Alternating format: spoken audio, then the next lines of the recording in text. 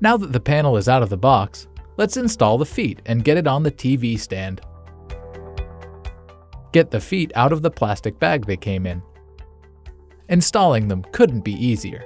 Just make sure you know which way is forward and push them into their slot until they click.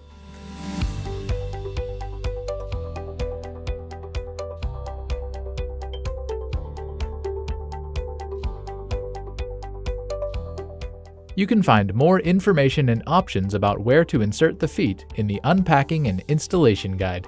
Now you and your friend can pick up the TV and place it where you'll be watching.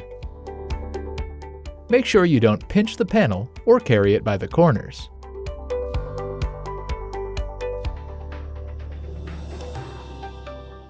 We're ready to remove the plastic film.